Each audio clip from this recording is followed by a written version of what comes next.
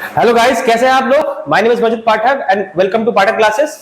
अच्छा देखिए, आज का जो हम टॉपिक कवर करने वाले हैं वो है इंटीग्रेशन। अच्छा, इस टॉपिक को कवर करने से पहले मैं आपको बता दूं, ये टॉपिक जो है ये टॉपिक नहीं है, ये पूरा का पूरा एक ब्रांच है मैथमेटिक्स में, जिसको कहा जाता है कैलकुलस का एक पार्ट है। कैलकुलस एक ब्रांच होता है मैथमेटिक्स में, उसके दो पार्ट होते हैं, डिफरेंशिएशन एंड इंटीग्रेशन। इंटीग्रेशन उसका एक पार्ट है, ठीक है।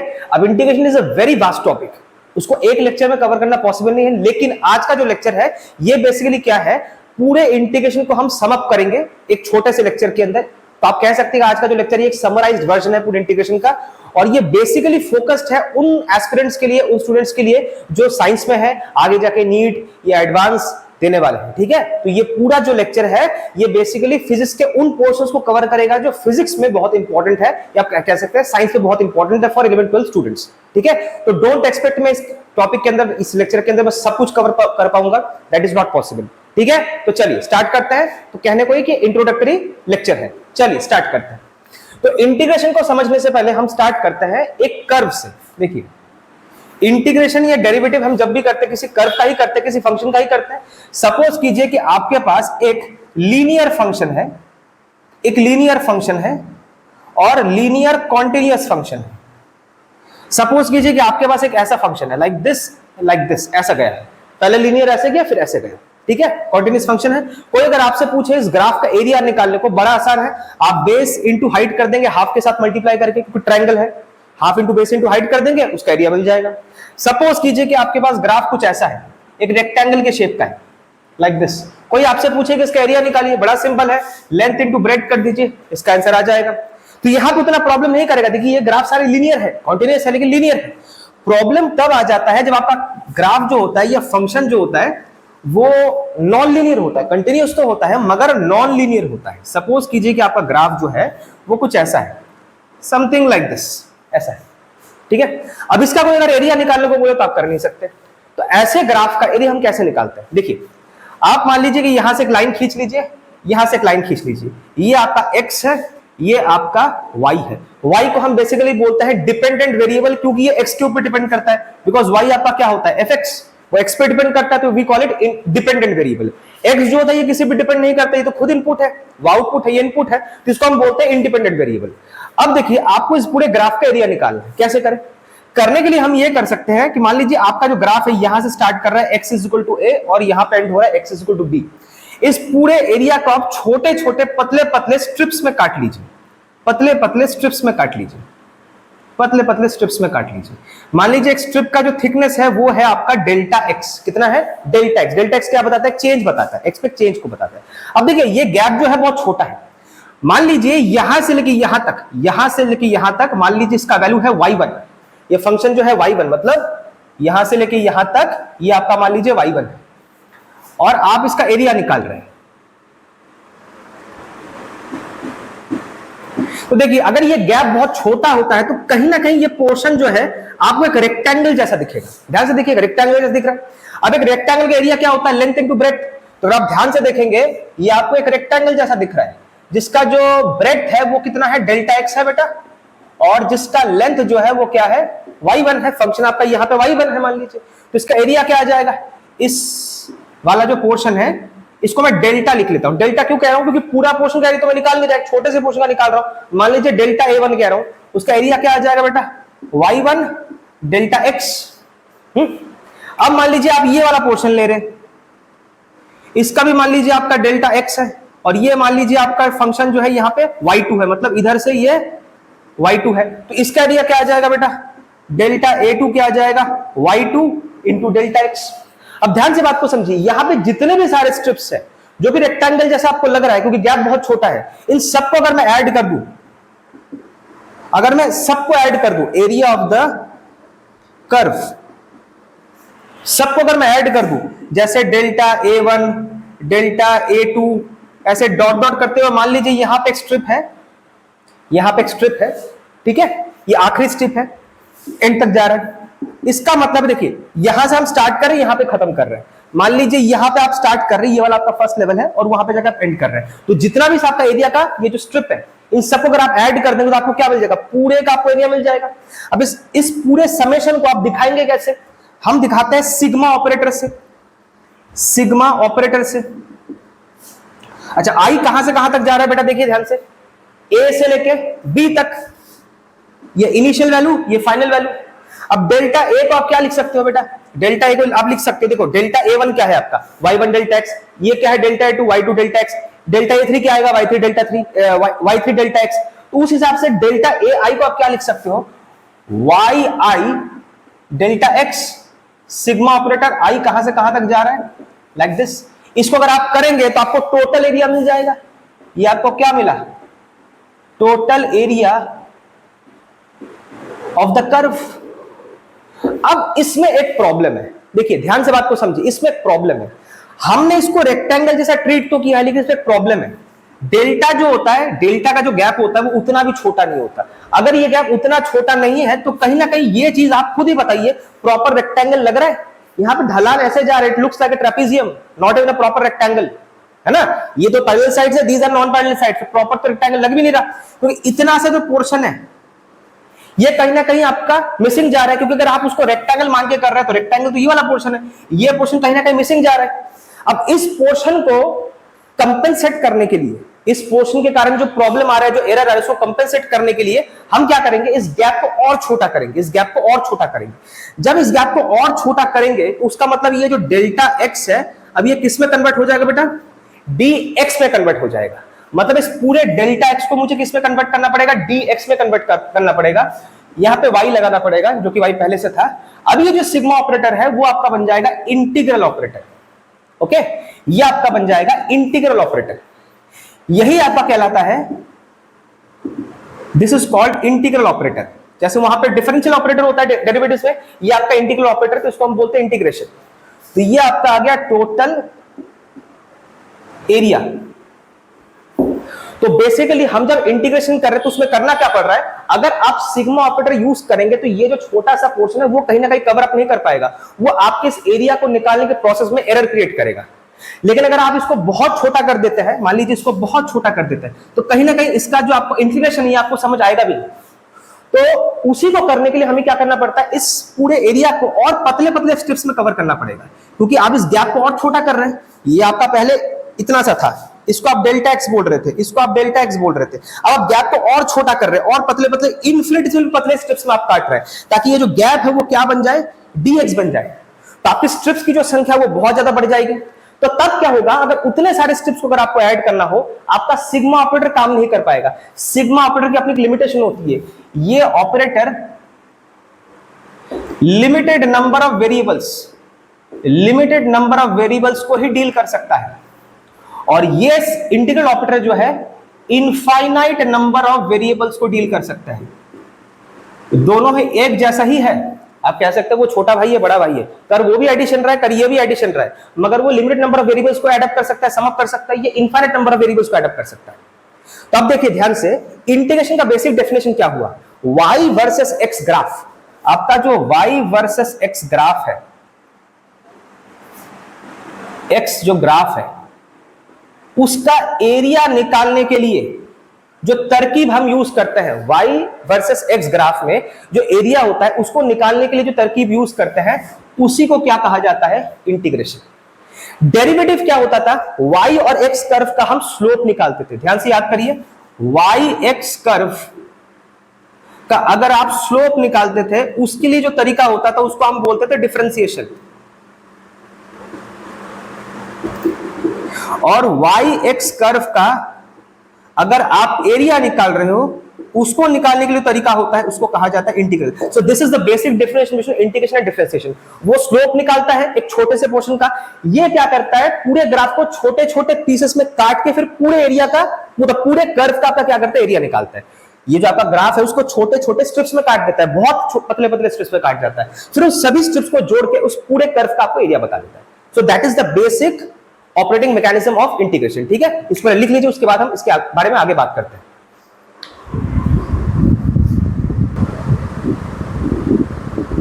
हमने जो है इंटीग्रेशन का बेसिक जो इंट्रोडक्शन है वो समझ लिया। अब आगे का काम करते हैं, इंटीग्रेशन के ऊपर काम करते हैं। देखिए इंटीग्रल्स जो होता है, ये इंटीग्रेशन का जो प्रोसेस होता है वो दो टाइप का होता है, वो दो तरीके से काम को अप्रोच करता है। एक होता है डेफिनेट इंटीग्रल, एक होता है इंडेफिनेट इंटीग्रल। अब वो क्या होता है वो मैं बाद में समझाऊंगा, उससे पहले मैं आपको एक छोटा सा सिंपल फॉर्मूला बताता हूं। देखिए मैं आपको फॉर्मूला बताता जाऊंगा, आप अपने कॉपी में अलग से उसका लिस्ट लिख लीजिए, नंबर 1 नंबर 2 डाल के आप लिख लीजिए। मैं आपको एक एक करके फॉर्मूला बताऊंगा, उसके बारे में समझाता जाऊंगा, आप अपना लिस्ट अलग से बना लीजिएगा। सबसे पहले देखिए, हम अगर किसी एल्जेब्रिक एक्सप्रेशन की बात करें, जैसे मान लीजिए xn, x के पावर में n, इसका अगर हमें इंटीग्रेशन करना है, जब हम डेरिवेटिव करते तो क्या करते थे, dx जो होता था या dt व्हाटएवर, जिसमें भी आपका फंक्शन डिफाइंड होता है जिस वेरिएबल में, उसको हम नीचे रखते थे, विद रिस्पेक्ट टू नीचे बोलते थे। यहां पे क्या होता है, उसको बाजू में रखा जाता है। मान लीजिए आपका इंटीग्रेशन है x के पावर में n dx। इसको करने का तरीका है, देखिए, और एक आपने लिमिट लगाया मान लीजिए a से लेके b तक, ओके। इसको इंटीग्रेट करने का तरीका होता है बेसिकली x के पावर में n+1 अपॉन n+1, ठीक है। ये आपका बेसिक लॉजिक है, ये आपको ऐसे करना है। फिर आपको क्या करना है, यहां पे इनिशियल वैल्यू, यहां पे फाइनल वैल्यू डालना है, ओके। अब क्या करना है, इसके अंदर इस b को एक बार डालिए, फाइनल वैल्यू को एक बार डालिए, माइनस एक बार इनिशियल वैल्यू को डालिए। ये जो आपको मिला, ये होता है आपके इस इंटीग्रल का आंसर। अब एक बात बताइए, देखिए अभी जो मैंने यहां पे निकाला, इसमें क्या है, आपके पास इनिशियल वैल्यू और फाइनल वैल्यू गिवन है। इसका मतलब है आपको एग्जैक्टली पता है कि ये जो ग्राफ है ये कहां से शुरू होगा और कहां पे एंड होगा। ये आपका x = a है, ये आपका x = b है, तो यू आर एग्जैक्टली श्योर कि ग्राफ कहां से स्टार्ट होगा, कहां पे एंड होगा, ठीक है। तो एरर आने के चांसेस नहीं है। आपको एक रियल वैल्यूड आंसर मिलेगा, यहां पे आपको एक रियल वैल्यूड आंसर मिलेगा, है ना, कोई नंबर वगैरह कुछ भी, एक रियल वैल्यूड आंसर मिलेगा। अननोन पैरामीटर नहीं मिलेगा। अननोन पैरामीटर मतलब जिसके बारे में हमें पता नहीं है, जैसे x y वगैरह, ऐसा नहीं मिलेगा।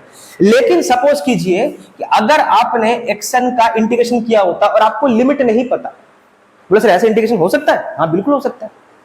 आपको लिमिट नहीं पता कहां से कहां तक करना, तो आप क्या करोगे, इंटीग्रेशन तो करोगे n+1 x के पावर में n+1 अपॉन n+1, साथ में आपको एक कांस्टेंट लगा देना पड़ेगा। सर ये कांस्टेंट का लॉजिक क्या होता है? देखो भाई, इसका मतलब क्या है कि मैंने इंटीग्रेशन तो किया, एरिया तो निकाला, लेकिन ये बात कहां से शुरू हो रही है और कहां पे खत्म हो रही है इसके बारे में मुझे कुछ भी नहीं पता। तो कहीं ना कहीं जब मैं उन स्ट्रिप्स को ऐड करूंगा तो हो सकता है गलती से मैं एक दो स्ट्रिप्स आगे का ज्यादा ले लूं, या पीछे का ज्यादा ले लूं, या आगे का कम ले लूं, या तो पीछे का कम ले लूं। थोड़ा बहुत आगे पीछे हो सकता है, क्योंकि मुझे एग्जैक्टली नहीं पता किस डिस्क्रीट पॉइंट से किस डिस्क्रीट पॉइंट तक जाना है, तो थोड़ा बहुत ऊपर नीचे तो हो सकता है। अब वो जो गलती होती है, उस गलती को कंपनसेट करने के लिए हम यहाँ पे कांस्टेंट डालते हैं। कांस्टेंट क्या होता है, ये कांस्टेंट सपोज कीजिए कि आपके आंसर के अंदर 3 शायद कम आ गया होगा, आपका जो आंसर आना है उसमें 3 ये कम आ गया होगा। तो यहां पे हम क्या कर रहे हैं, ये जो सी है वो आपका क्या है, 3 है, मतलब वो उस वैल्यू को ऐड कर रहा है जो वहां पे कम पड़ गया होगा। या तो मान लीजिए कि आपका जो वैल्यू वो 5 वैल्यू से या 5 यूनिट से ज्यादा आ गया होगा, तो सी क्या है वहां पे, -5। समझ रहे हैं? अगर ज्यादा आ गया होगा तो उसको कम कर देगा, अगर कम हो गया होगा तो उसको ज्यादा कर देगा। तो जो भी ऊपर नीचे हुआ होगा उस चीज को कंपेंसेट करने के लिए यही वो सी वैल्यू है। अब देखिए यहां पे हमें पता था कि कहां से कहां तक करना है। इस टाइप के इंटीग्रेशन को हम बेसिकली बोलते हैं डेफिनेट इंटीग्रल या डेफिनेट इंटीग्रेशन, क्योंकि आपको पता है डेफिनेटली कि आपको कहां से कहां तक करना है। तो आपका जो आंसर आता है वो डेफिनेट आता है, मतलब सर्टेन आता है, पक्का आता है, उसमें कोई एरर नहीं होगा। लेकिन यहां पे आपको नहीं पता कहां से कहां तक करना है, तो इसको हम बोलते हैं इनडेफिनेट इंटीग्रल, ठीक है। और इसमें क्या होता है, नॉर्मल जैसा इंटीग्रेशन चलता है वैसे ही चलेगा, बस आपको यहां पे फाइनल लिमिट, इनिशियल लिमिट जो होता है, अपर लिमिट लोअर लिमिट जो होता है, उसको यहां पे आप डाल नहीं सकते क्योंकि आपके पास है ही नहीं। तो आप क्या करोगे, इंटीग्रेशन करके सिर्फ सी लगा के छोड़ दोगे, बस दैट्स इट। और यहां पे क्या करना है, आपको फाइनल माइनस इनिशियल भी बाद में जाके करना है, उसके कारण आपको एक्यूरेट आंसर मिलेगा, वहां पे नहीं मिलेगा। So this is the basic difference.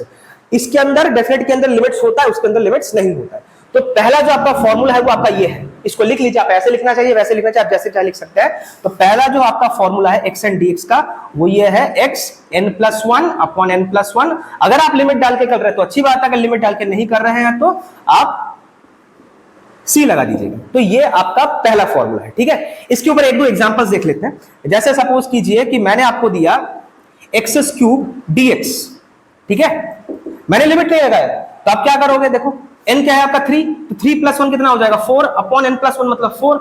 अब लिमिट तो लगाया नहीं, तो आप क्या करोगे, बस वहीं पे छोड़ दोगे। तो आपका जो आंसर आएगा वो भी अननोन ही आएगा, क्योंकि इसके अंदर आपको अननोन पैरामीटर मिलेगा। डेफिनेट में अननोन पैरामीटर नहीं रहता, वहां पे पूरा रियल वैल्यूड आंसर मिलता है, वहां पे x y एंड में नहीं रहेगा, लेकिन यहां पे रह जाएगा क्योंकि यहां पे डालने के लिए वैल्यूज ही नहीं है, इनिशियल वैल्यू फाइनल वैल्यू। अब सपोज कीजिए यही क्वेश्चन अगर आप 0 से लेके 1 तक करते या मान लीजिए 1 से लेके 2 तक कर रहे हैं, लिमिट लगा दी। अब ये डेफिनेट इंटीग्रल है। अब क्या करेंगे, एक्स क्यूब का लिखेंगे, एक्स 3 + 1 मतलब 4, नीचे यहां पे 4, लिमिट लगा लीजिए कहां से लेके कहां तक, 1 से लेके 2 तक। अब इस x के अंदर आप एक बार फाइनल वैल्यू डालिए, फाइनल वैल्यू x की जगह पे पावर में 4 माइनस 1 के पावर में 4 अपॉन 4। अब 2 के पावर में 4 क्या हो जाता है आप सोचिए, 2 2 4, 2 2 4, 4 4 16, और ये 1 के पावर में वही रह जाएगा।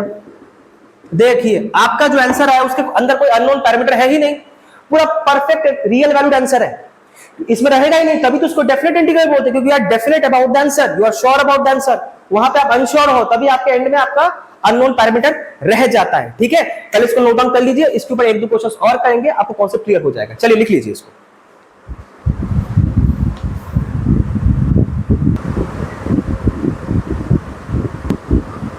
ओके, तो थोड़ी आगे की बातें करते हैं इंटीग्रेशन के ऊपर।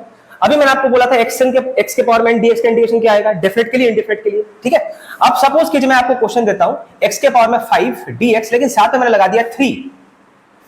ठीक है, अब इसका क्या करना है, जैसे डेरिवेटिव में याद कीजिए, फंक्शन के साथ अगर कोई कांस्टेंट होता तो हम क्या करते थे, उसका डेरिवेटिव करने से पहले उस कांस्टेंट को बाहर निकाल के रख देते थे। तो इंटीग्रेशन में भी बिल्कुल वैसा ही है। आप अब इंटीग्रेशन किसके रेस्पेक्ट में कर रहे हैं बेटा, x के रेस्पेक्ट में कर रहे हैं, तो x के रेस्पेक्ट में अगर आप कर रहे हैं तो आपको फंक्शन में जहां जहां पे x दिखेगा वो आपके कैटेगरी का है, उसको आप लपेटे में लोगे, जो x के कैटेगरी का नहीं है उसको बाहर निकाल दोगे।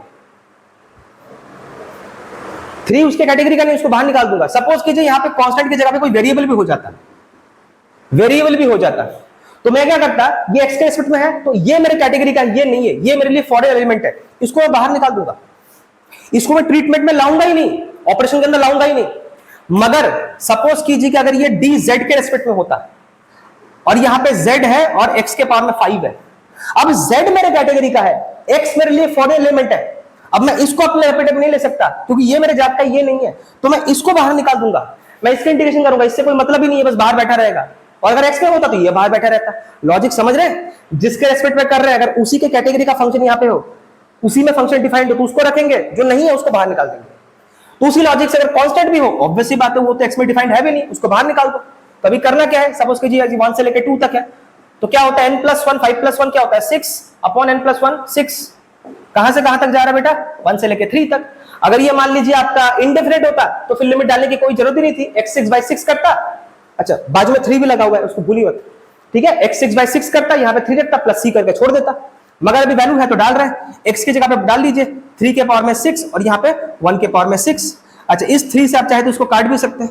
अब 3 के पावर में 6 कितना हो जाता है बेटा, 3 3 जा 9, 3 3 जा 9, 3 3 जा 9, 9 9 जा 81, और यहाँ पे आपका हो जाएगा 729, 729 माइनस 1 अपॉन 2, 728 अपॉन 2, इससे काटे 3 से 12, 364। देखिए एक रियल वैल्यूड नंबर आ गया ना आपका।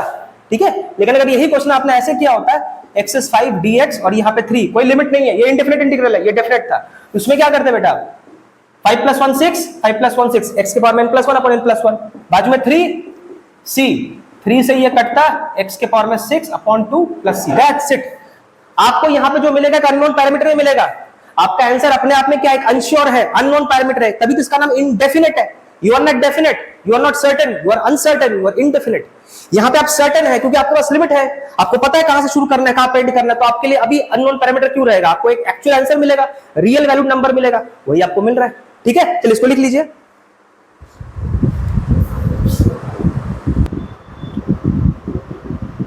तो देखिए अभी तक हमने एक अलजेब्रिक एक्सप्रेशन का इंटीग्रेशन किया x के पावर में n का, अब हम करेंगे ट्रिग्नोमेट्री का। लेकिन ट्रिग्नोमेट्री का करने से पहले मैं एक इंपॉर्टेंट चीज बता देता हूं, इंटीग्रेशन को कभी कभार हम एंटी डेरिवेटिव भी बोलते हैं। सर ये क्यों, Y anti derivative, because it is the reversal of derivative. ये डेरिवेटिव का उल्टा है। डेरिवेटिव और इंटीग्रल ये दो कंप्लीटली उल्टे प्रोसेस है। वैसे सही में होता है, कोई प्रूफ है? हाँ बिल्कुल है। देखिए अगर मैंने xn का इंटीग्रेशन किया, इंडेफिनिटी कर लेते कोई बात नहीं, तो क्या आ जाता है आपका x के पावर में n+1 upon n+1 plus c। उस लॉजिक से अगर मैं इस पूरे कंटेंट का डेरिवेटिव करूं, वो घूम के फिर xn आ जाएगा। xn का इंटीग्रेशन करने से ये आया, इस कंटेंट का डेरिवेटिव करूं तो घूम के ये आ जाएगा। आता है, करके दिखाऊं? देखो अगर मैं इसका इंटीग्रेशन डेरिवेटिव करूं तो क्या करोगे, देखो डेरिवेटिव जब लगाओगे तो n+1 की कांस्टेंट ये बाहर आ जाएगा, तो आप क्या करोगे, x के पावर में n+1 का करोगे, सी का डेरिवेटिव तो जीरो हो जाता है क्योंकि कांस्टेंट है। अब किसी के पावर में किसी वेरिएबल के ऊपर जब पावर, तो हम उसका डेरिवेटिव कैसे करते हैं, पहले पावर को बाहर निकालते हैं, फिर एक्स लिखते हैं, फिर वो पावर -1 और बाहर आपका क्या है n+1, और ये तो c का जीरो हो गया, इसको लिखने की कोई जरूरत नहीं है। ये और ये कट गया, 1 और 1 कट गया, क्या आया, लीजिए भाई यही आ गया ना। इस पूरे चीज का जब मैंने डेरिवेटिव किया तो आंसर क्या आ गया, घूम के यही आ गया। तो इसका मतलब क्या, इंटीग्रेशन डेरिवेटिव का क्या है, उल्टा है, तभी इसको हम एंटी डेरिवेटिव भी कभी कभार कहा जाता है। ओके, अब आते हैं ट्रिग्नोमेट्रिक फंक्शंस के इंटीग्रेशन के ऊपर। जैसे सपोज कीजिए कि आपने अगर साइन एक्स का डेरिवेटिव किया तो आपको क्या मिलेगा बेटा, कॉस एक्स। अगर मैं इस डीएक्स को ऊपर चढ़ा दूं और दोनों साइड इंटीग्रल लगा दूं, आपको मैं बता देता हूं ये डेरिवेटिव ऑपरेटर का डी और ये इंटीग्रल एक दूसरे का उल्टा होता है, तो जब डायरेक्ट टच करता है तो एक दूसरे को क्या कर देता है, काट देता है। तो आप खुद देखिए cos x का इंटीग्रेशन क्या आ रहा है, sin x। लॉजिक समझ रहे हैं, sin x का डेरिवेटिव होता है cos x, तो cos x का इंटीग्रेशन क्या आ जाएगा, sin x। उस लॉजिक से आप खुद सोचिए, अगर मैं cos x का डेरिवेटिव करता हूं तो आपको क्या मिलता है, माइनस sin x। तो अगर मैं माइनस sin x का इंटीग्रेशन करूंगा तो मुझे क्या मिलेगा बेटा, cos x मिलेगा कि नहीं मिलेगा। बस आप इस माइनस n को यहां से यहां हटा दीजिए, तो sin x का इंटीग्रेशन क्या आ गया, माइनस cos x। लॉजिक समझ रहे हैं। उसी तरह से अगर मैं इसका फॉर्मूला लिस्ट बनाऊं, दूसरा फॉर्मूला क्या बन रहा है बेटा, अगर मैं sin x का इंटीग्रेशन करूं तो आपको मिलेगा माइनस cos x। इनडेफिनेट में कर रहे हैं तो आप सी लगा लीजिएगा, डेफिनेट में करना है तो लिमिट फाइनल माइनस इनिशियल कर दीजिएगा। थर्ड रूल, अगर आप cos x का इंटीग्रेशन कर रहे हैं तो वो क्या आ जाएगा, sin x। आपको बस इतना याद रखना है कि जब कोई आपसे पूछा कि इसका इंटीग्रेशन क्या आएगा तो आप सोचिए कौन सी ऐसी चीज है जिसका डेरिवेटिव करने से आएगा। जब मैं आपसे पूछा cos x का इंटीग्रेशन क्या था, आप ये सोचिए कि क्या डेरिवेटिव करने से cos x आता है, sin x, हाँ तो इसका इंटीग्रेशन sin x है। अब खुद सोचिए, मैं आपसे कह रहा हूं sec² x dx, इसका इंटीग्रेशन क्या आएगा, तो आप ये सोचिए कौन सा ऐसा फंक्शन जिसका डेरिवेटिव करने से sec² आता है, tan x, हाँ तो ये हो गया। अच्छा, फिर जैसे मान लीजिए आपके पास है sec x, sec x का आप अगर डेरिवेटिव करेंगे तो क्या आता है, sec x tan x।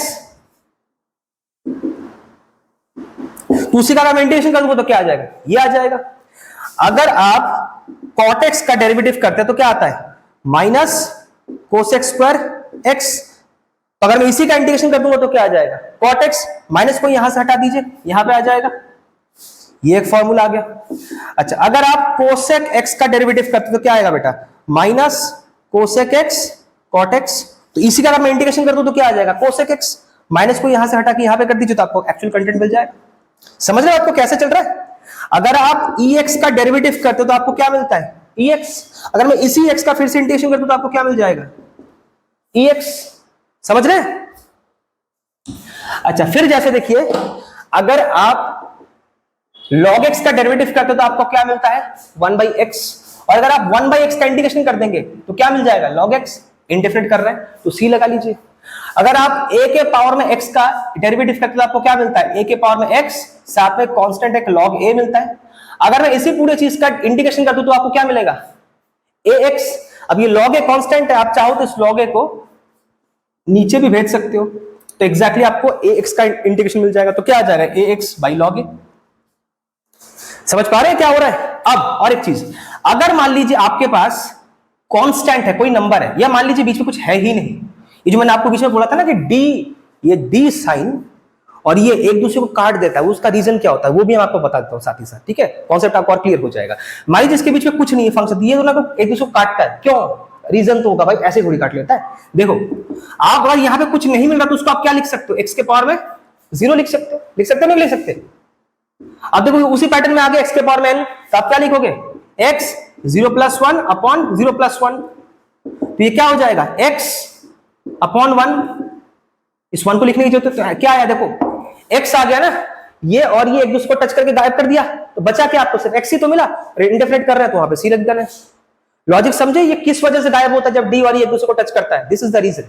Okay. अच्छा, और एक चीज, कभी कभार कुछ बच्चे क्या करते हैं, 1/x जब उनको मिलता है तो वो सोचते सर इस चीज को हम इस तरह से अप्रोच नहीं कर सकते, अगर ये वाला इंटीग्रेशन है इसको हम इस तरह से अप्रोच नहीं कर सकते कि x के पावर में -1 कर देता है, फिर इसका dx कर देते हैं, सर ये तो x के पावर में n वाला लॉजिक लग जाएगा। नहीं होगा भाई, लॉजिक को समझो। x के पावर में n का जब हम इंटीग्रेशन करते थे तो उसका फॉर्मूला आता था n+1 अपॉन n+1 x के पावर में। मेक श्योर कि आपका ये जो n होगा, ये n जो होगा ये -1 नहीं होगा, क्योंकि अगर ये -1 हो जाए ये पूरा 0 हो जाएगा, नॉट डिफाइंड हो जाएगा। समझ रहे? x n जो है पावर में -1 नहीं हो सकता, वरना नॉट डिफाइंड हो जाएगा। तो यहाँ पे n क्या है? -1 है। तो आप अगर यहाँ पे डालोगे -1 + 1, नीचे -1 + 1, ये कट के 0 हो गया, नॉट डिफाइंड हो जाएगा। तो इस वाले क्वेश्चन को आप उस लॉजिक से अप्रोच नहीं कर सकते, ये आपको ऐसे ही करना पड़ेगा, 1/x का log x ही लिखना पड़ेगा। लेकिन अगर मान लीजिए आपके पास 1/x² है और यहाँ पे आप लिख देते हैं log x², कुछ बच्चे लिख देते हैं log x², अरे नहीं, यहाँ पे ऐसा नहीं करना है, यहाँ पे नॉर्मल लॉजिक लगाना है। कैसे करना है? इसको पहले ऊपर उठा लीजिए, x का पावर में -2 आ जाएगा। अब देखिए n है, n जो भी हो, -1 तो नहीं है ना, मैंने क्या बोला, -1 में प्रॉब्लम करेगा n। ये वाला फॉर्मूला जो होता है ये तब काम करता है जब n की वैल्यू -1 नहीं होती। ये -1 तो नहीं, -2 है तो काम कर जाएगा। लगाइए, x के पावर में -2 + 1 क्या होता है? -1, -2 + 1 क्या होता है? -1। चलिए ना, हो तो रहा है, नॉट डिफाइंड थोड़ी आ रहा है, भले ही आंसर नेगेटिव में है, तुम्हें क्या प्रॉब्लम है? नॉट डिफाइंड थोड़ी हो रहा है। ठीक है, तो हमेशा याद रखिए ये फॉर्मूला तब काम करता है जब n तुम्हारा क्या हो, -1 ना हो। -1 हो जाएगा तो नॉट डिफाइंड हो जाएगा। तो -1 वाले केस का सिर्फ यही इंटीग्रेशन होता है, 1/x का log x। ठीक है भाई, चलिए ये इसके बेसिक्स लॉजिक है, इसको पहले लिख लीजिए।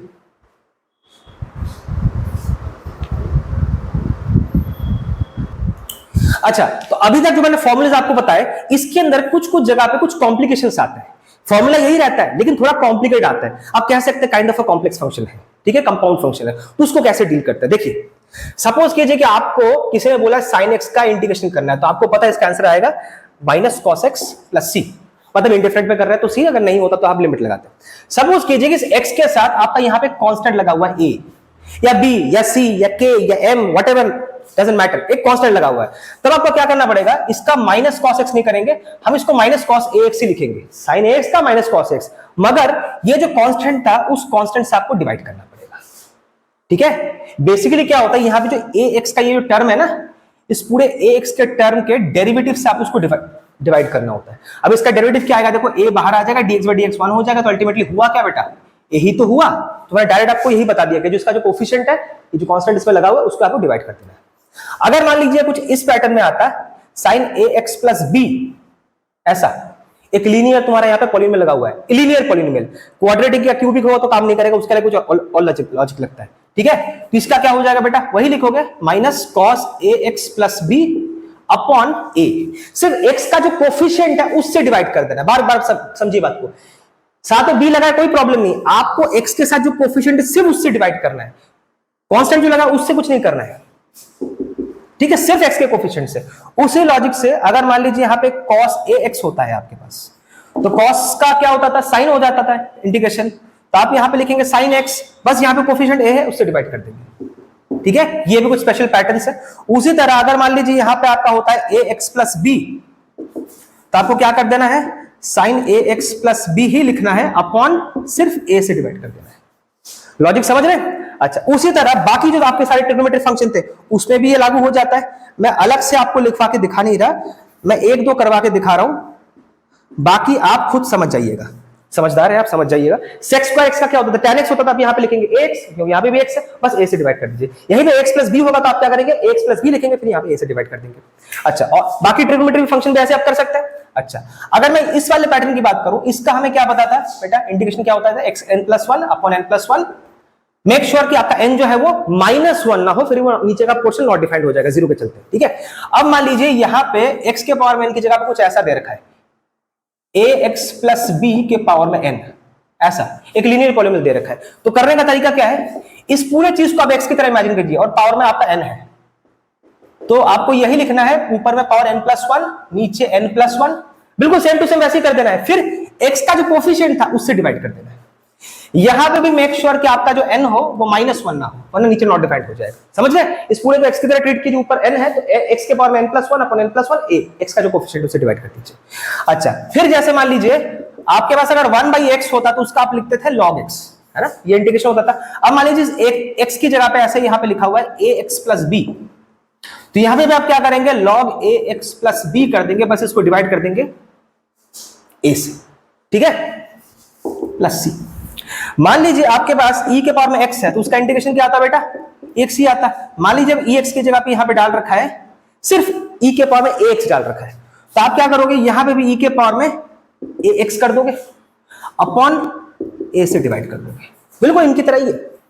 और अगर मान लीजिए इसके ऊपर आपका ax प्लस b होता तो भी क्या करते हैं, e के पावर में ax प्लस b ही बोलते हैं, बस अपॉन x का कोफिशिएंट क्या है बेटा, a, उससे आप डिवाइड कर देते हैं। ठीक है, इंडिफरेंट पे कर रहे हैं तो आप प्लस सी लगा देते हैं, बेसिक लॉजिक है। ओके फाइन, चलिए इसको लिख लीजिए फटाफट, उसके बाद आगे का काम करते हैं।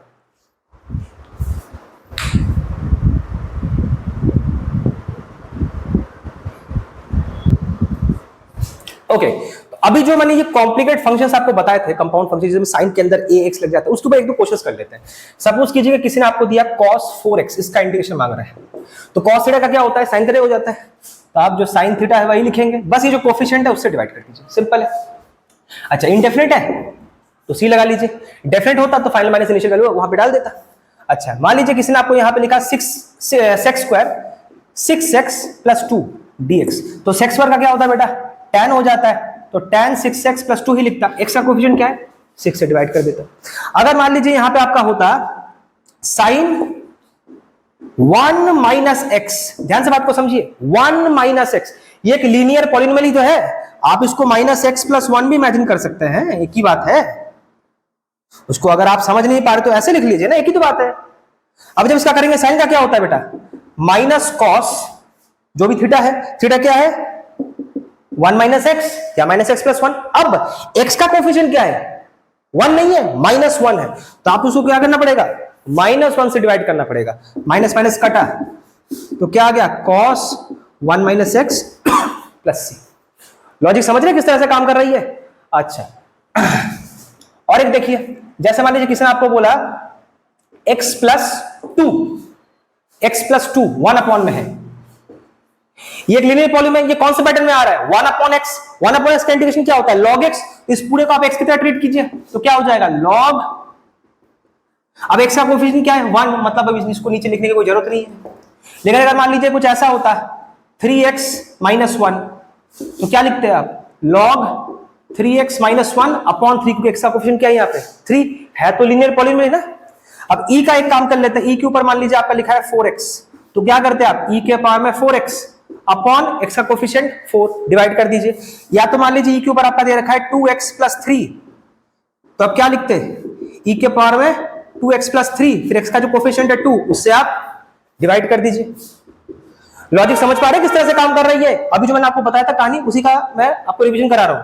अच्छा, और एक देखिए, जैसे मान लीजिए आपके पास है, यहां पे लिख देता हूं सपोज कीजिए आपका दे रखा है 2x प्लस 6 के पावर में 7, इसका इंटीग्रेशन मांग रहा है, ये वो वाला पैटर्न आ गया ना, ax प्लस b के पावर में n, मतलब दिखता कैसा है, x के पावर में n वाला लॉजिक है, तो आप क्या कर दो, x के पावर में n वाला लॉजिक क्या होता था, x के पावर में n plus 1 upon n plus 1, मगर ये n जो है माइनस 1 नहीं होना चाहिए, मैंने बोला था, तो आपको क्या लिखना है, 2x plus 6, 7 plus 1 8 upon n plus 1 होता है 7 प्लस 1 8 अपॉन ये जो x का कोफिशिएंट, उससे आपको क्या करना पड़ेगा, डिवाइड कर देना पड़ेगा, प्लस c, इन दोनों को मिला के आप चाहे तो 16 भी लिख सकते हैं। तो देखिए, इतने कॉम्प्लिकेट चीज को हम जल्दी कर रहे हैं, वैसे इन चीजों को करने का अपना भी एक तरीका होता है जिसको कहा जाता है सब्स्टिट्यूशन मेथड, उसके बारे में बात करेंगे, लेकिन ये आपको मैं शॉर्टकट ट्रिक बता रहा हूं ताकि आपको सब्स्टिट्यूशन मेथड ना लगाना पड़े, बिना लगाए फटाफट आप एक झटके में काम को कर सकते हैं।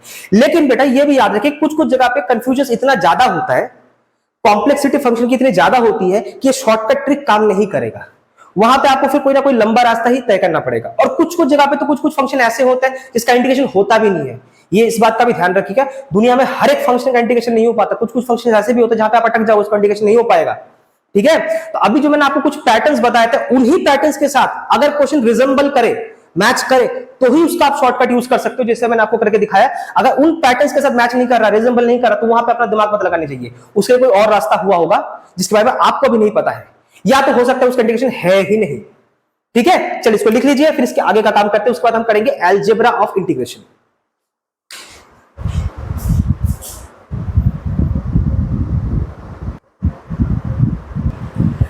ओके, सो अब आते हैं अलजेब्रा ऑफ इंटीग्रेशन। अच्छा, अलजेब्रा ऑफ इंटीग्रेशन क्या है, इसमें बेसिकली हम एडिशन सब्ट्रैक्शन को लेके काम करते हैं। कि अगर आपका जो इंटीग्रेशन है उसके अंदर भी मान लीजिए डिफरेंट कंपोनेंट्स है जो कि एडिशन में बैठा हुआ है या सब्ट्रैक्शन में बैठा हुआ है या एडिशन सब्ट्रैक्शन दोनों को मिला के बैठा हुआ है, तो हम उसको डील कैसे करेंगे? जैसे डेरिवेटिव में करते थे, यहाँ पे वैसे करेंगे। डेरिवेटिव में क्या करते थे? डिफरेंशियल ऑपरेटर को सब में अलग अलग लगा लेते थे, फिर बीच में जो भी प्लस माइनस उसको एडजस्ट कर दीजिए। यहाँ पे भी सेम है, इंटीग्रल ऑपरेटर को सब में लगा दीजिए, प्लस माइनस एडजस्ट कर लीजिए। जैसे मैं क्वेश्चन देता हूं, सपोज कीजिए, अच्छा इंटीग्रल को कभी कभार हम आई से भी दिखाते हैं बेटा, याद रखिए इंटीग्रल को कभी कभार हम आई से भी दिखाते हैं। नई नई चीजें हैं, मैं थोड़ा थोड़ा करके बताता हूं। तो देखिए ये अभी मैंने आपको बोला था, ये अपने आप में एक इतना वास्ट टॉपिक है कि एक झटके में सब कुछ बता देना it is next to impossible, humanly not possible. तो हम जर्नी के थ्रू चलते चलते नई नई चीजें सीखते रहते हैं। तो मैं भी आपको थोड़ा थोड़ा रुक रुक के नई नई चीजें बताऊंगा, एक बार मैं बताऊंगा दिमाग के ऊपर से निकलेगा। तो कभी कभार हम उसको कुछ तो लेट करते हैं ना, तो कभी कभार हम इसको आई लिख लेते हैं। जैसे फंक्शन को हम कभी वाई लिख देते हैं तो इसको हम आई लिख देते हैं। सपोज कीजिए कि आपके पास है x cube plus x square plus 1 dx। तो तीन कंपोनेंट्स हैं, एडिशन में है, तो आप क्या कीजिए इंटीग्रल ऑपरेटर तीनों में लगा लीजिए, एक्स क्यूब एक्स स्क्वायर 1 तीनों में लगा दीजिए, dx भी तीनों में चिपक जाएगा, मल्टीप्लाई जब करेंगे तो तीनों में लग जाएगा। बीच में क्या था? प्लस प्लस प्लस, ठीक है। अब एक्स क्यूब का क्या हो जाएगा बेटा?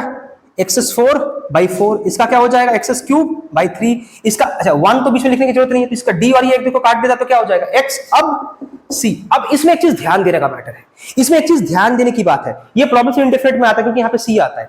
अगर आपको लग रहा है कि ये सारा इंटीग्रेशन आप एक स्टेप में करना चाहते हो, मतलब यहाँ पे सब रेडी है, अगले स्टेप पे सबका इंटीग्रेशन एक साथ करोगे, तो ठीक है आपने एक c लगा दिया। लेकिन सपोज कीजिए क्या किया आपने, इसका इंटीग्रेशन किया, इन दोनों को नहीं किया, फिर नेक्स्ट स्टेप में इसका किया, फिर उसको छोड़ दिया, फिर थर्ड स्टेप में आपने उसको किया, मतलब तीन इंटीग्रेशन आपने एक बार में नहीं किया, उसमें प्रॉब्लम हो सकता है। पता है क्या? आप अगर पहले इसका इंटीग्रेशन करेंगे तो इसका अपना अलग से कांस्टेंट लगेगा, इसका जब इंटीग्रेशन करेंगे तो इसका अपना अलग से कांस्टेंट लगेगा, इसका जब इंटीग्रेशन करेंगे तो इसका अपना एक अलग से कांस्टेंट लगेगा। तो बेहतर है कि अगर आप तीनों का एक बार में करें तो सबसे बेस्ट है। अगर आपको लग रहा है कि तीन कंपोनेंट फुल्ली रेडी है अभी इंटीग्रेशन करने के लिए, तो तभी कीजिए। उससे फायदा क्या होगा कि आप एक कांस्टेंट लगाएंगे, उसी में काम निपट जाएगा। लेकिन अगर आपको लग रहा है कि यार ये वाला भी रेडी नहीं है, ये वाला रेडी है, चलो मैं ये कर देता हूं, तो फिर आपको क्या करना पड़ेगा? इसका तो कांस्टेंट लगाना पड़ेगा। फिर जब इस वाले का और इस वाले का बाद में करोगे, जब वो रेडी हो जाएगा करने के लिए, फिर उनका अलग से लगाना पड़ेगा। फिर एंड में जाके क्या करना पड़ेगा? इन सभी कांस्टेंट्स को जोड़ के एक सिंगल कांस्टेंट लेना पड़ेगा। मान लीजिए ये सारा मिला के, कूड़ा कचरा मिला के एक सिंगल कांस्टेंट हो गया। ये फालतू में हेडेक है। तो हमेशा जब इंटीग्रेशन कर रहे हो तो मेक श्योर कि सब रेडी है। अभी सब रेडी है, मान लीजिए ये दोनों रेडी नहीं, ये रेडी हो चुका है, तो इसको वेट कराइए ना, इसको अभी मत कीजिए इंटीग्रेशन, छोड़ दीजिए, रहने दीजिए।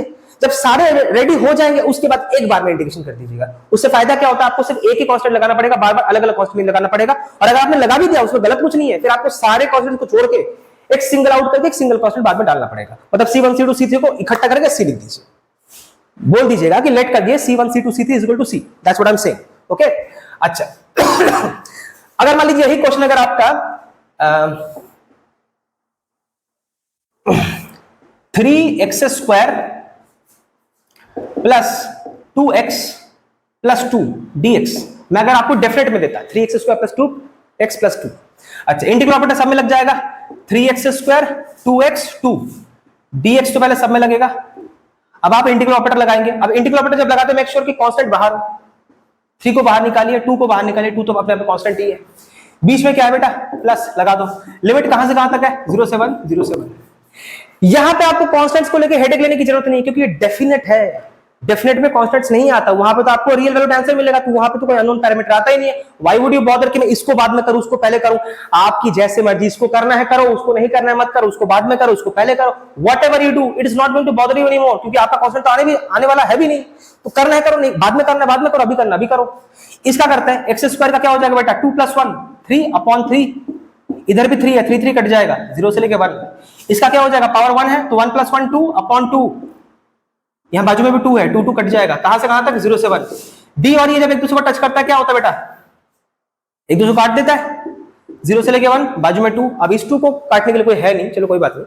अब आपको फाइनल वैल्यू डालना है, 1 cube minus 0 cube minus initial value, final value 1 square minus 0 square, final value 1 minus 0। तो ये क्या हो गया? फाइनली 1 हो गया, ये 1 हो गया, ये 2 हो गया, मिला के 4। देखिए कोई अननोन पैरामीटर आ ही नहीं रहा, डेफिनेट है ना। ओके, इसको लिख लीजिए।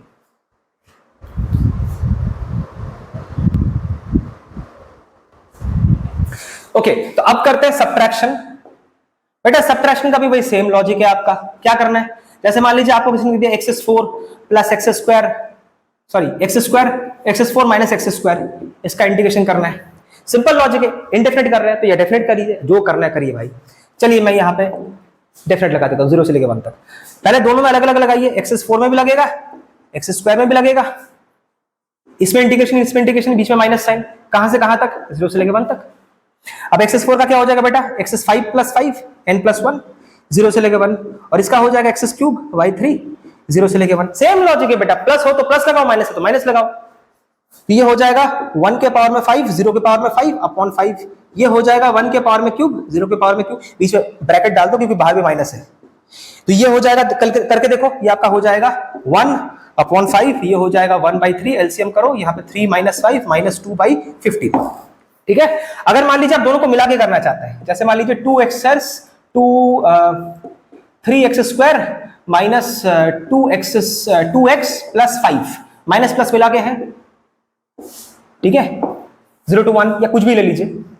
अब सब में लगाएंगे 3x square dx, 2x dx, 5 dx, इसमें माइनस इसमें plus, integration integration integration, constants को बाहर निकाल लीजिए। ठीक है, कहां से कहां तक, 0 से 1, 0 से 1, 0 से 1। एक्स स्क्वायर का क्या हो जाएगा, एक्स क्यूब बाई 3, 3 कटा, 0 से 1, ये एक्स स्क्वायर बाई 2, 0 से 1, और ये दोनों एक दूसरे को टच करता है, काट देता है, x यहाँ पे बाहर 5, ये हो जाएगा 1 का क्यूब माइनस 0 का क्यूब, ये हो यहां से 2 कटा, 1 का स्क्वायर माइनस 0 का स्क्वायर, यहाँ पे 1 माइनस 0, ये हो गया 1, ये हो गया 2, ये हो गया 5, यहां से आपका हो गया 6 माइनस 2 4। ठीक है, तो अब एडिशन सब्ट्रैक्शन को इस तरह से भी यूज कर सकते हैं, ये है आपका बेसिक अलजेब्रा। ठीक है, चलिए इसको लिख लीजिए पहले।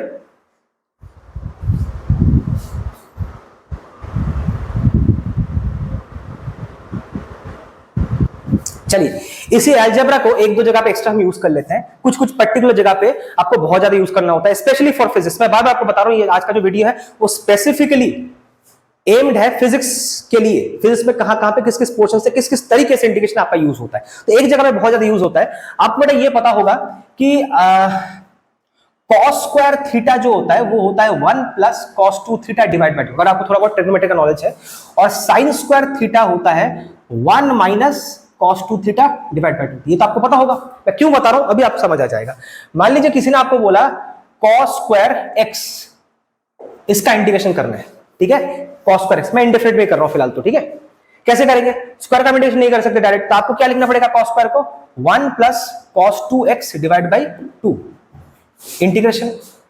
अब देखिए 2 जो है मतलब पूरा हाफ है, ये कांस्टेंट, इसको बाहर निकाल लीजिए, हाफ ही तो हुआ।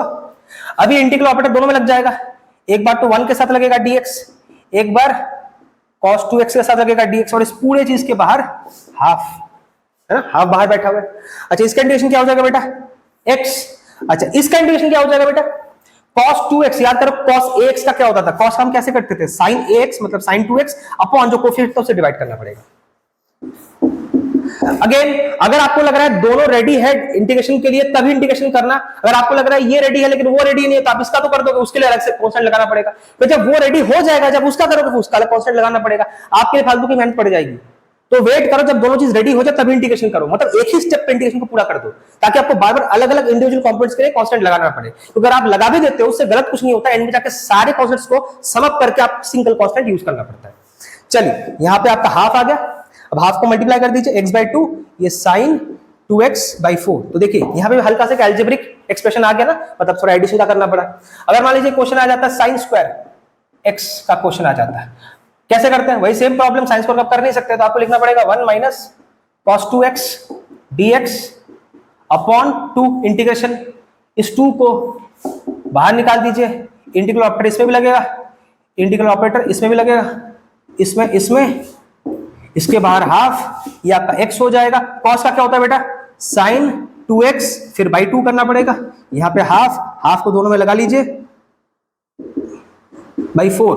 और एक चीज मेक श्योर कीजिए कि आप कांस्टेंट लगा रहे हैं क्योंकि इंडेफिनिट है। ओके, ये दो क्वेश्चंस आपके बहुत इंपॉर्टेंट है, कई बार अक्सर फिजिक्स में आपको ये एनकाउंटर होता है, इसको लिख लीजिए।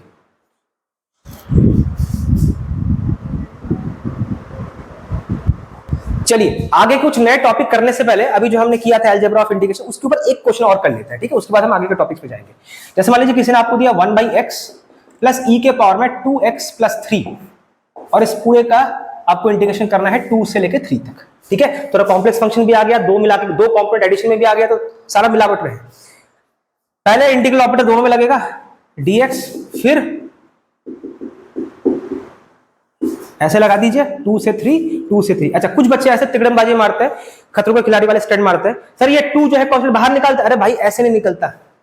ट्रिग्नोमेट्रिक फंक्शन के अंदर थीटा में कोई कांस्टेंट बैठा हुआ है, कि ई के ऊपर कोई कांस्टेंट लगा हुआ है, कि लॉग के अंदर कोई कांस्टेंट लगा हुआ है, वो अंदर का मामला है, वहां से आप कांस्टेंट को निकाल के बाहर नहीं कर सकते। कांस्टेंट बाहर कब निकलता है? जब यहां पे अगर कोई कांस्टेंट हो तो उसको बाहर निकाल सकते हो, ऐसे मत निकाल देना भाई। अच्छा, 1/x इंटीग्रेशन क्या हो जाता है बेटा? लॉग, और आपको पता है हम फिजिक्स में या मैथ्स में जो लॉग करते हैं वो आमतौर पर नेचुरल लॉग होता है, ln होता है, बेस e का होता है।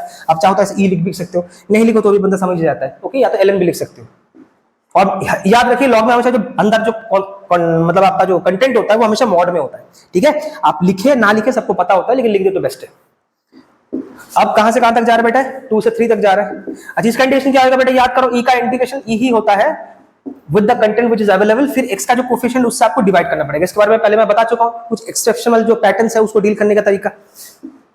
फिर ये कहां से कहां तक बेटा? 2 से लेकर 3 तक। अब एक बार इसमें 3 डालो, माइनस एक बार 2 डालो, तो log x की जगह पे क्या डालोगे बेटा? 3, और log यहां पे 2, और फिर यहां पे एक बार x की जगह पे 3 डालो तो क्या हो जाएगा बेटा? देखो 2 into 3 plus 3, तो क्या हो जाएगा? 6 plus 3 9, माइनस फिर यहां पे डालो 2 2 जा 2, मतलब 2 2 जा 4, ठीक है? प्लस 3 मिला के कितना आ जाएगा आपका? 7। ये आ गया इसका लॉजिक। अब अगर आपको लॉग के बारे में थोड़ा आइडिया हो तो आपको पता होगा log a minus log b basically किसका फॉर्मूला होता है? log a by b। जब दो क्वांटिटी ऐसे डिवाइड होता है log a by b, तो वो क्या बन जाता है? log a minus log b। तो उस लॉजिक से यहाँ पे log 3 माइनस log 2 है, तो ये आपका क्या बन जाना चाहिए? log 3/2। यहाँ पे आपका e के पावर में 9, e के पावर में 7/2, इसको काटाकुटी करना है 1.5 बन जाएगा, तो आपका बन गया log 1.5 प्लस e के पावर में 9, e के पावर में 7/2, ठीक है? इस पे सी मत लगाना क्योंकि डेफिनेट इंटीग्रल है, इंडेफिनेट नहीं है, ओके? चलिए लिख लीजिए।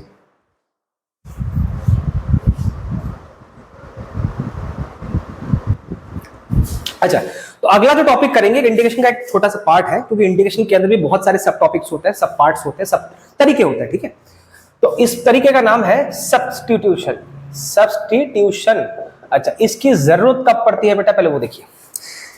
सपोज कीजिए अभी तक मैंने जितने भी सारे आपको क्वेश्चंस दिए थे वो राइट अवे किसी ना किसी पैरामीटर में या किसी पैटर्न में या किसी ना किसी फॉर्मूले में आ रहा था, है ना? जैसे e के पावर में कुछ है, साइन का, कॉस का, सेक स्क्वायर का, x के पावर में समथिंग, तो ये डायरेक्ट किसी फॉर्मूले में आ रहा था और आप उसका कर रहे थे इंटीग्रेशन।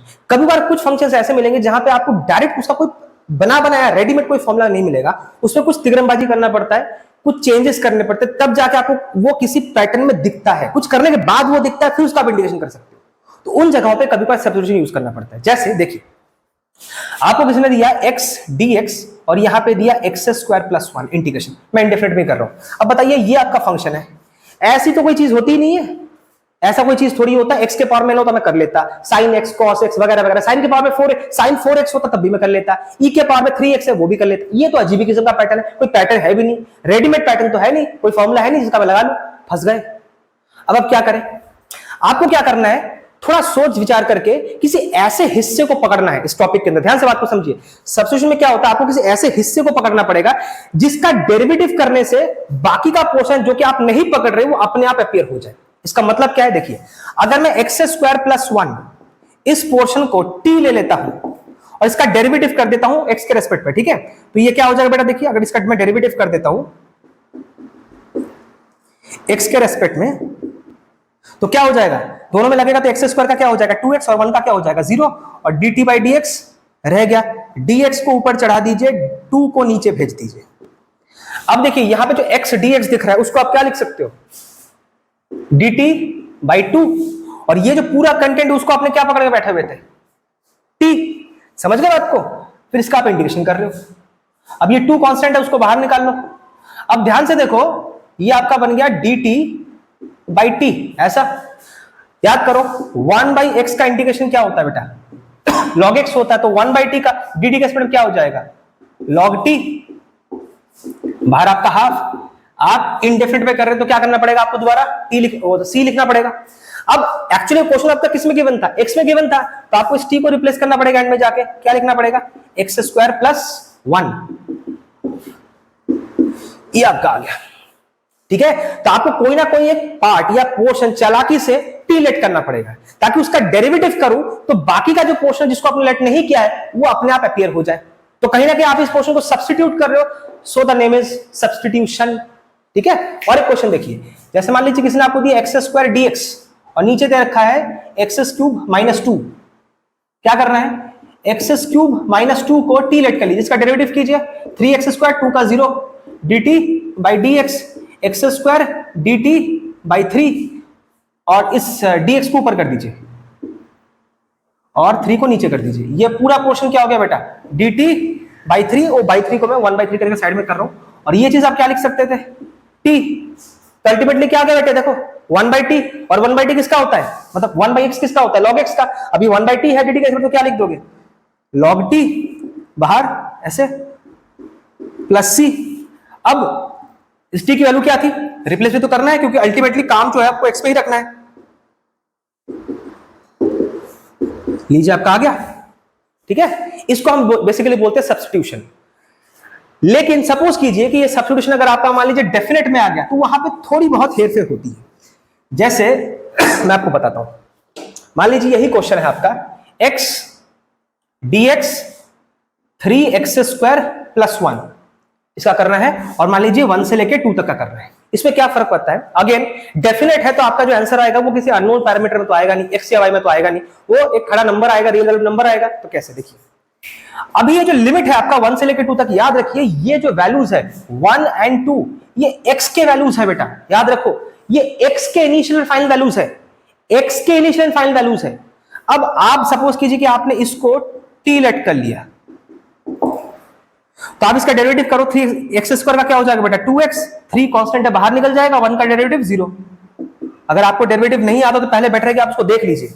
ये आपका हो जाएगा 6x dt by dx, x dx dt by 6, और ये x dx वाला पोर्शन आपको दिख जाएगा। तो आप इसको क्या लिख दोगे, dt अपॉन 6 को बाहर कर दो, और ये जो नीचे वाला पोर्शन है वो क्या हो जाएगा t।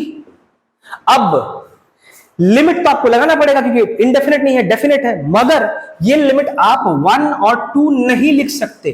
क्यों, क्योंकि 1 और 2 x का लिमिट हुआ करता था, बार बार मैं बता रहा हूं, वो x का लिमिट हुआ करता था बेटा, t का नहीं है, क्योंकि अभी पूरा का पूरा फंक्शन t में कन्वर्ट हो चुका है। कहानी अभी x में नहीं है, कहानी अभी t में है। तो आपको t की भाषा में लिखना पड़ेगा। तो आपको पता करना पड़ेगा कि अगर x 1 और 2 है तो t क्या होगा। वो कैसे पता करेंगे, हम यहां से पता करेंगे कि देखो अगर आपका x जो है, इफ अगर आपका x 1 है तो यहां पे 1 डाल के देखिए, 1 का स्क्वायर 1, 1 इंटू 3 3, 3 प्लस 1 4, तो t क्या आएगा 4। मतलब जब यहां पे 1 था तो यहां पे t किसकी भाषा में आएगा 4, t की भाषा में इनिशियल वैल्यू क्या आएगा 4। और अगर मान लीजिए x आपका 2 था तो यहां पे 2 डाल के देखिए, 2 का स्क्वायर 4, 4 3 12, 12 प्लस 1 13, तो आपका t जो आएगा वो 13 आएगा। मतलब फाइनल वैल्यू t की भाषा में क्या आएगा 13।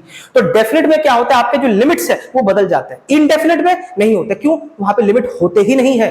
तो इनडेफिनेट में इन सब चीजों का पंगा नहीं है। वहां पे तो आप सी बोल के निकल जाओगे, काम निपटा दोगे, वहां पे आता भी है, लेकिन आपको क्या फर्क पड़ता है, आप तो सी बोल के काम को निकाल रहे हो। यहां पे काम नहीं निकाल सकते, यहां पे सी की जरूरत पड़ती नहीं है, आपको एक्चुअल वैल्यू चाहिए, तो वहां पे एरर आप क्रिएट नहीं कर सकते। तो जब यहां पे आपका जो लिमिट है, जैसे आप उसका सब्स्टिट्यूट करते हो किसी दूसरी भाषा में, उसका लिमिट बदल जाता है। तो यू है, आपको इस लिमिट को बदलना पड़ेगा। अक्सर बच्चे क्या करते हैं, सब काम तो कर देते हैं लेकिन लिमिट नहीं बदलते। और लिमिट बदलने के लिए क्या करना पड़ता है बेटा, जिस पार्ट को आपने टी लेट किया था उसी इक्वेशन से आपका लिमिट बदलता है। कैसे बदलता है मैंने आपको करके दिखा दिया। अब इसको कीजिए, ये आपका आ गया log t 1/6 4 से लेकर 13 तक। अब जैसे इंडेफिनिट में क्या आता है, एंड में आपको t को दोबारा लिखना पड़ रहा था जो आपने लेट किया था, यहां पे दोबारा लिखने की जरूरत नहीं पड़ती। क्यों, क्योंकि यहां पे तो डायरेक्ट आपका वैल्यू बैठ ही जाएगा। आप लिखोगे log 13 minus log 4 final minus initial, तो वहां पे जरूरत पड़ती थी फिर उस t को मतलब रिप्लेस करने के लिए, रिप्लेस करना पड़ता था, दोबारा लिखना पड़ता था जिस भाषा में था। यहां पे जरूरत नहीं पड़ता क्योंकि अल्टीमेटली आंसर आपका उस वेरिएबल में तो आएगा भी नहीं। आपने टी का यहाँ पे आंसर डाल दिया तो दोबारा यहाँ पे टी को यहाँ पे रिप्लेस करने के लिए आपको मौका ही नहीं मिलता, तो एक बार में आंसर आपका निकल जाता, दोबारा यहाँ पे टी को रिप्लेस करने की जरूरत नहीं पड़ती। तो आप यहाँ पे इसको क्या लिख दोगे, log 13/4 1/6, क्योंकि आपको पता है log a minus log b क्या होता है, log a/b। ठीक है, so that's how substitution works। इसको लिख लीजिए, उसके बाद हम एक दो क्वेश्चन सॉल्व करेंगे।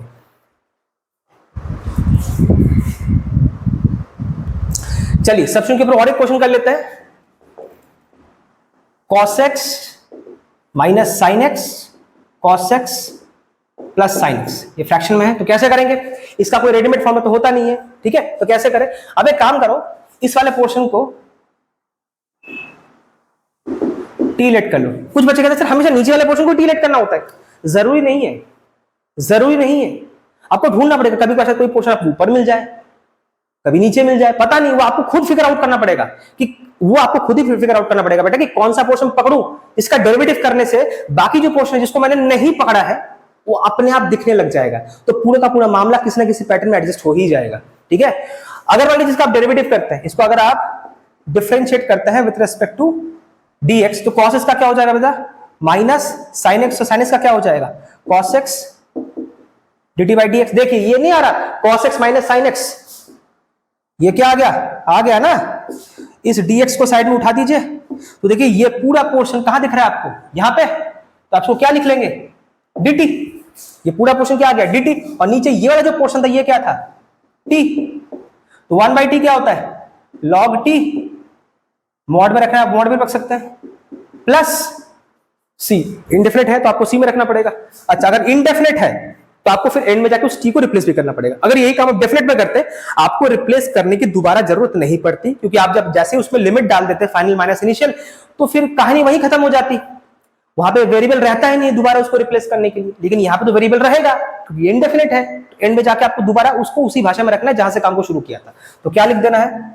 cos x plus sine x. आपका आंसर सही है कि गलत है? How would you know? इसका आप दोबारा डेरिवेटिव करके देख लो, आपको घूम के यही आंसर मिल जाएगा। Why? Because integration is anti derivative. Okay, एक दूसरा क्वेश्चन करते हैं। सपोज कीजिए आपको दिया 1 upon x plus x log x dx। x 1 upon x plus x log x ऊपर dx। कैसे करें? अभी आप पहले यहां से x को कॉमन निकाल लीजिए पहले। अब क्या करें? इस 1 प्लस लॉग एक्स को 1 प्लस लॉग एक्स को टी लेट कर लीजिए, डेरिवेटिव कीजिए इसका। 1 का क्या हो जाएगा? 0, और log x का क्या होता है? 1 बाई एक्स, तो ये dt बाई dx। 0 को लिखने की जरूरत नहीं है, dx को ऊपर कर दीजिए dt। तो देखिए ये जो dx बाई x है, dx बाई x, वहां पे क्या दिख रहा है आपको? dt। तो इस dx बाई x को आप क्या लिख सकते हो? dt। और ये नीचे 1 प्लस लॉग एक्स को आप क्या लिख सकते हो? t। आ गया ना पैटर्न में? Again 1 upon T, 1 upon T क्या हो जाएगा? log t plus c। Mod में रखना है रखिए, नहीं रखना है मत रखिए। अब इनडेफिनेट कर रहे हैं तो उसको रिप्लेस करना जरूरी है। इनडेफिनेट रिप्लेस करना पड़ता है, डेफिनेट में करने की जरूरत नहीं पड़ती, क्योंकि अल्टीमेटली वो आंसर में निकल के आ जाएगा किसी रियल वैल्यू में। ओके, ठीक है, क्या था बेटा? 1 प्लस लॉग एक्स। चलिए इसको लिख लीजिए पहले।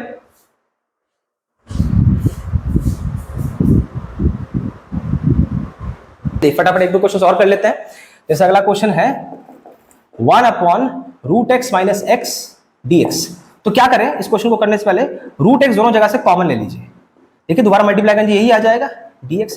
अब चालाकी से इस पोर्शन को आप लेट कर लीजिए। प्लस आप समझते कैसे हो कि किस वाले को लेट करना है बेटा? ये तो प्रैक्टिस को डिपेंड करता है। आप जितना प्रैक्टिस करोगे तो आपको पता चल जाएगा, अल्टीमेटली आपको इंट्यूटिवली पता चल जाएगा कि कौन से वाले पार्ट को पकड़ूं कि बाकी का काम अपीयर कर जाए। इसका डेरिवेटिव करो, अगर आपको पता हो रूट एक्स का डेरिवेटिव होता है 1 अपॉन 2 रूट एक्स। 1 का क्या हो गया? 0, तो dt बाई dx। dx को ऊपर उठाओ, रूट एक्स को वहीं पे रखो, dt 2 को यहां पे कर दो। देखो dx बाय रूट एक्स क्या मिल रहा है आपको? 2 dt, तो यहां पे रिप्लेस कर दो 2 dt। और ये वाला पोर्शन क्या था बेटा? t। लो आ गया ना पैटर्न में 1 बाई टी। 2 तो कांस्टेंट बाहर रहेगा, तो ये क्या बन जाएगा? log t। इनडेफिनेट है तो आपको रिप्लेस भी करना पड़ेगा, मॉड में रखिए। क्या था आपका? रूट एक्स माइनस 1 लीजिए, आ गया। ओके, एक और एक क्वेश्चन करते हैं। देखो ये सब्स्टिट्यूशन का लास्ट क्वेश्चन है, उसके बाद कुछ दूसरा टॉपिक करेंगे। अब जैसे मान लीजिए आपके पास है sine x sine cos x. बड़ा ही भयंकर सा दिख रहा है ना? हो जाएगा, टेंशन मत लीजिए। देखिए साइन एक्स है मल्टीप्लाई साइन के अंदर कॉस एक्स है, तो क्या करना है आपको? अंदर का जो कॉस एक्स है उसको लेट कर लीजिए टी। अगर इसका डेरिवेटिव करूंगा तो क्या आएगा?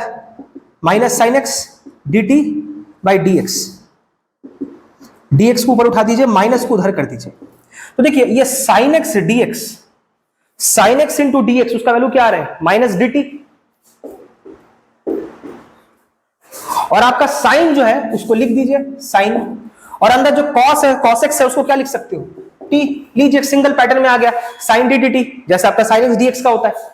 तो साइन टी का लॉजिक क्या होता है, साइन टी का इंटीग्रेशन क्या हो जाता है बेटा, माइनस कॉस टी, बाहर पहले से एक माइनस है तो माइनस माइनस क्या हो जाएगा प्लस, और टी आपने क्या ले रहा था बेटा कॉस एक्स, तो लीजिए आपका आंसर आ गया।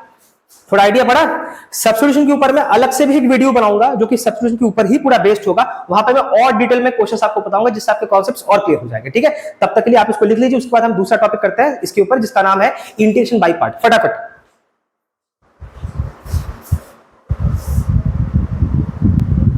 चलिए, तो अगला जो टॉपिक है ये है आपका इंटीग्रेशन बाय पार्ट।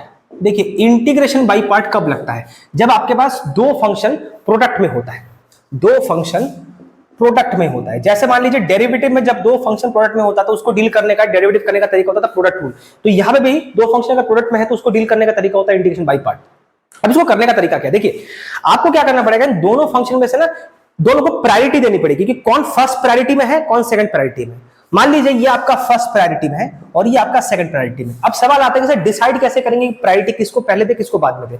उसको देने का तरीका होता है आई लेट, ये एक पैटर्न होता है, इसको बोलता है आई लेट रूल कहा जाता है। आई का मतलब होता है इनवर्स फंक्शन, जैसे आपका मान लीजिए साइन इनवर्स एक्स हो गया, कॉस इनवर्स एक्स हो गया, ठीक है, इस टाइप की चीजें होती है। एल का मतलब होता है लॉगरिथमिक फंक्शन, ये तो आपको पता ही होगा, लॉग एक्स वगैरह वगैरह जो होता है। इसका मतलब बोलता है अलजेब्रिक फंक्शन, जिसमें पॉलिनोमियल्स वगैरह भी आ जाता है, लीनियर क्वाड्रेटिक क्यूबिक वगैरह भी आ जाता है, ठीक है, x cube something, root over x something something something. T का मतलब होता है trigonometric, sine x cos x tan x वगैरह वगैरह, और इसका मतलब होता है एक्सपोनेंशियल ई के पावर में समथिंग वेरिएबल। अब देखिए जो आपको जिस ऑर्डर में दिखेगा, मतलब जो फंक्शन आपको इनमें से ऊपर दिखेगा तो वो फर्स्ट ऑर्डर का होगा, जो नीचे दिखेगा वो आपको सेकंड ऑर्डर का मिलेगा। जैसे मान लीजिए अगर यहां पे किसी ने आपको लिखा था x square and sine x dx, तो ये आपका अलजेब्रिक हो गया, अरिथमेटिक अलजेब्रिक, और ये आपका ट्रिग्नोमेट्रिक। तो देखिए अलजेब्रा और ट्रिग्नोमेट्री पहले कौन सा आ रहा है, अलजेब्रा फिर ट्रिग्नोमेट्री, मतलब ये फर्स्ट प्रायोरिटी ये सेकंड प्रायोरिटी। लॉजिक समझ रहे हैं। अगर मान लीजिए यहां पे दे रखा होता log x e x, ये लॉग और एक्सपोनेंट, लॉग और एक्सपोनेंट इनमें से पहले कौन आ रहा है लॉग, तो ये आपका फर्स्ट प्रायोरिटी ये आपका सेकंड प्रायोरिटी। तो इस ऑर्डर के मुताबिक जो ऊपर आएगा वो आपका फर्स्ट, जो बाद में आएगा वो आपका सेकंड। अब प्रायोरिटी आपने डिसाइड कर लिया, अब आगे का काम यह है कि इसका फॉर्मूला क्या होता है। देखो इसका फॉर्मूला होता है कि आपका जो सेकंड प्रायोरिटी वाला होगा, आपने प्रायोरिटी डिसाइड कर लिया, उसके बाद आपको पता है फर्स्ट कौन है सेकंड कौन है, जो सेकंड प्रायोरिटी में है उसका आपको इंटीग्रेशन करना है और पहले वाले को बाहर छोड़ देना है। अभी मैं इंडिफरेंट में करा रहा हूं, डिफरेंट का भी मैं बता दूंगा तरीका क्या होता है।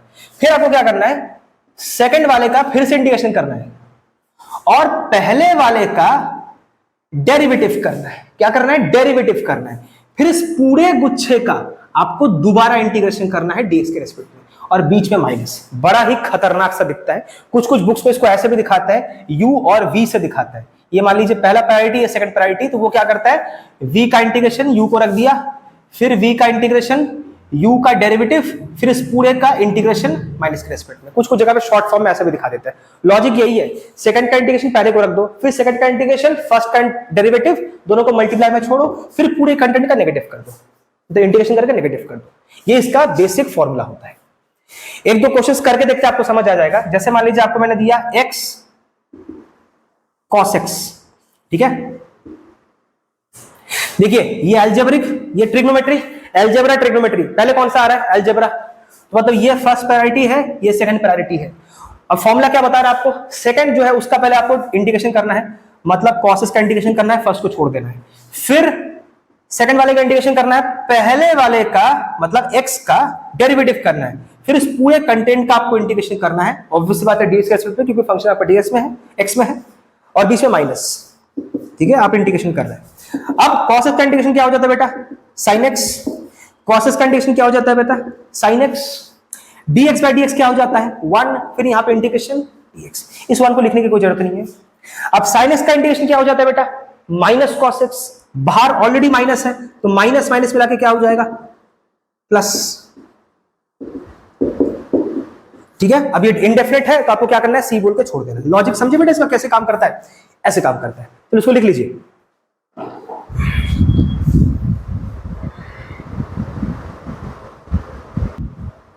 ओके, एक और क्वेश्चन करते हैं। जैसे मान लीजिए आपको दे दिया गया एक्स स्क्वायर लॉग एक्स, इसका करना है। दो फंक्शन है, ये अलजेब्रिक और ये लॉग। आइलर रूल कैसे आता है, इसी ऑर्डर में आता है, आपको हमेशा इसी ऑर्डर में इसको स्टडी करना है। लॉगरिथमिक है और अलजेब्रिक है, लॉग है और अलजेब्रिक है। पहले कौन सा आता है बेटा, देखिए लॉग, मतलब ये आपका फर्स्ट प्रायोरिटी, ये आपका सेकंड प्रायोरिटी, ठीक है। अब जो सेकंड प्रायोरिटी में है उसका आपको इंटीग्रेशन करना है, पहले वाले को छोड़ देना है डीएक्स के एस्पेक्ट में। फिर जो सेकंड का है उसी का इंटीग्रेशन करना है, पहले वाले का डेरिवेटिव करना है। फिर इस पूरे गुच्छे का इंटीग्रेशन करना है और बीच में माइनस। यही फॉर्मूला है, तो एक दो बार आप जब यूज करोगे तो आपको आदत पड़ जाएगी। एक्स स्क्वायर का इंटीग्रेशन क्या हो जाता है बेटा, एक्स क्यूब बाई 3, यहां पे लॉग एक्स, इसका हो जाएगा एक्स क्यूब बाई 3, और लॉग एक्स का डेरिवेटिव क्या हो जाता है, डेरिवेटिव क्या हो जाता है 1 बाई एक्स। थोड़ा ध्यान रखिएगा, अक्सर क्या होता है बच्चे इंटीग्रेशन डेरिवेटिव जब वो एक साथ यूज करते हैं कंफ्यूज कर जाते हैं। इसका डेरिवेटिव का इंटीग्रेशन करते थे, इंटीग्रेशन डेरिवेटिव कर देते हैं, थोड़ा ध्यान रखिएगा। अभी जो 1 बाई 3 है उसको आप बाहर ही निकालो, कांस्टेंट है, एक्स से एक कटा एक्स स्क्वायर होल का, तो यहां पे आपको क्या मिल रहा है, x cube log x by 3 minus x square, मतलब आपको एक्स स्क्वायर का इंटीग्रेशन करना है। तो एक्स स्क्वायर का इंटीग्रेशन क्या होता है बेटा, x cube by 3, x cube by 3, बाहर ऑलरेडी एक 1 बाई 3 था, तो 3 और 3 मिलाकर क्या हो जाएगा बेटा 1 बाई 9 हो जाएगा ना, बाहर 1 बाई 3 था, minus x cube log x by 3 plus c. आपको कांस्टेंट वगैरह कॉमन लेना है या एक्स क्यूब कॉमन लेना आप ले सकते हो, अदरवाइज आपका इंटीग्रेशन जो है वो खत्म है, ठीक है। इसको लिख लीजिए। अच्छा देखिए, इंटीग्रेशन बाय पार्ट हमेशा जरूरी नहीं कि प्रोडक्ट जब दो फंक्शन का होगा तभी उसके इंटीग्रेशन के लिए यूज किया जाए। कभी बार क्या होता है कुछ कुछ जगह पे फंक्शन आपको सिंगल ही मिलेगा, प्रोडक्ट नहीं मिलेगा, लेकिन बड़ा ही अजीब किस्म का है, स्पेशल टाइप का कोई केस है जो कि नॉर्मल तरीके से इंटीग्रेशन कर नहीं पा रहे, तो उन स्पेशल केसेस को या एब्नॉर्मल केसेस को डील करने के लिए भी कभी बार बाय पार्ट या इंटीग्रेशन बाय पार्ट यूज किया जाता है। जैसे one of the example is very special case log x। देखिए भाई, log x का डेरिवेटिव तो सबको पता है 1 बाई एक्स होता है, और 1 बाई एक्स का इंटीग्रेशन log x होता है।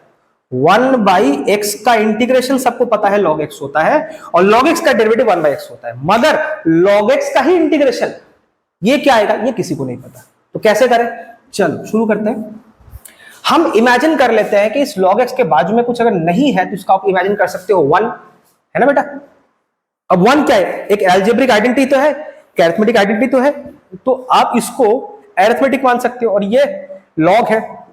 अब आई लेट में पहले कौन आता है बेटा, एल, और ए में एल पहले आता है ए बाद में आता है, तो मतलब ये आपकी फर्स्ट प्रायोरिटी हो गई, ये आपकी सेकंड प्रायोरिटी हो गई।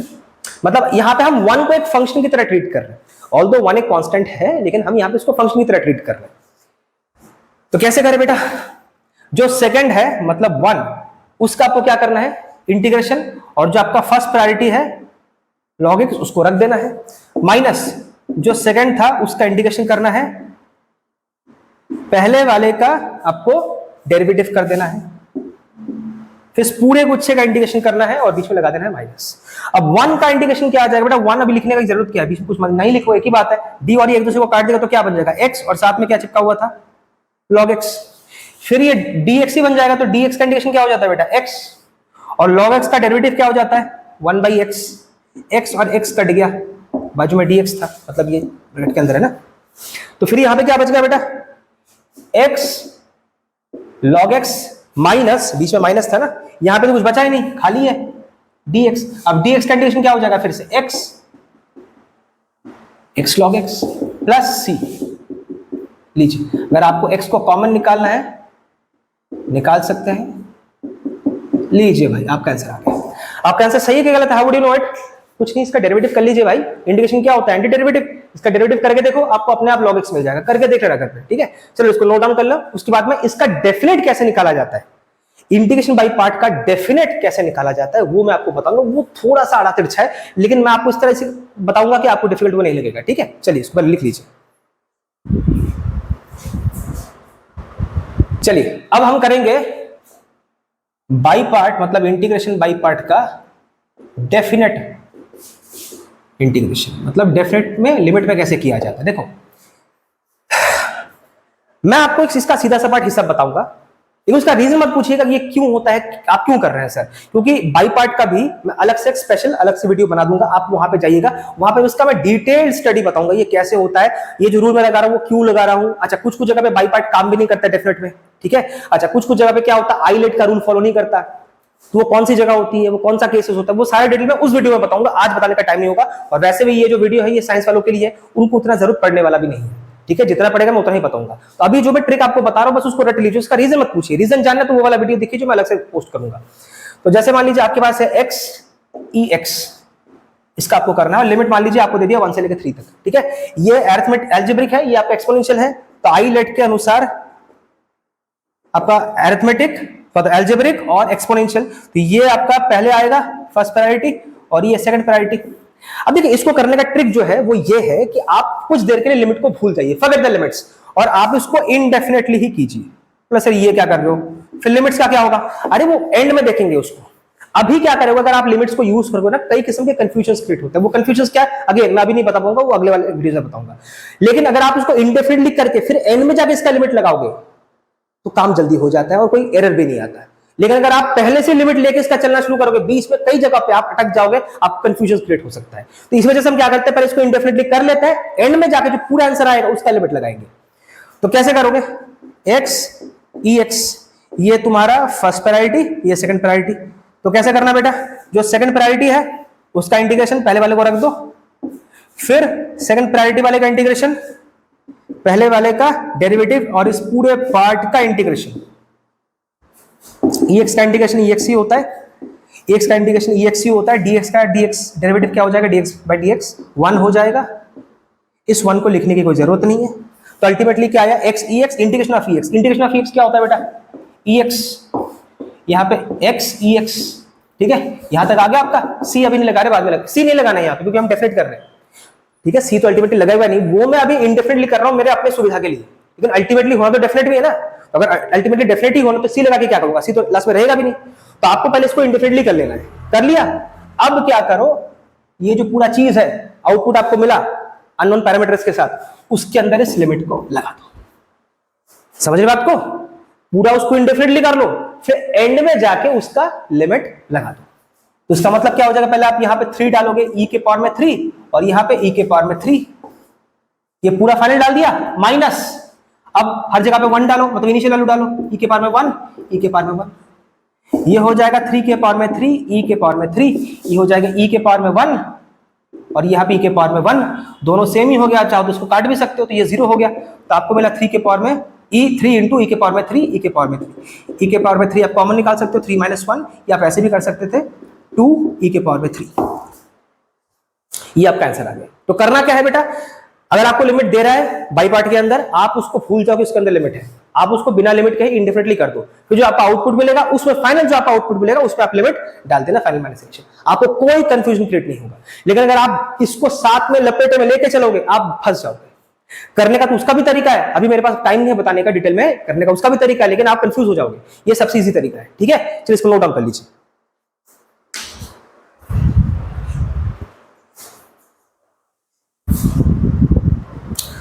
तो चलिए आज का वीडियो, आज का जो लेक्चर है यहीं पे खत्म करते हैं। इसके अंदर मैंने वो सारे कॉमन पोर्शंस जो है उसको कवर अप कर लिया है, जो एक साइंस एस्पिरेंट के लिए बहुत यूजफुल है, ठीक है। 11th और 12th में जो बच्चे भी साइंस में है उनके लिए बहुत यूजफुल है। लेकिन अगर इन टॉपिक्स के ऊपर डिटेल अगर आपको स्टडी करना है तो उसके लिए अलग से वीडियोस मिल जाएंगे, वहां पे जाके आप अलग से स्टडी कर सकते हैं। जैसे अगर आपको मैथ्स को और ज्यादा डिटेल में स्टडी करना है कि वो एग्जैक्टली होता क्या है, जैसे बाई पार्ट हो गया, फिर सब्स्टिट्यूशन हो गया, इसके बाद और भी बहुत सारे तरीके आएंगे, ठीक है, उसको स्टडी करने के लिए। तब तक आप पढ़ाई करते रहिए, कोई भी डाउट है आप मुझे कांटेक्ट कर सकते हैं जब चाहे, सारी डिटेल्स आपको डिस्क्रिप्शन बॉक्स में मिल जाएगी। बाय।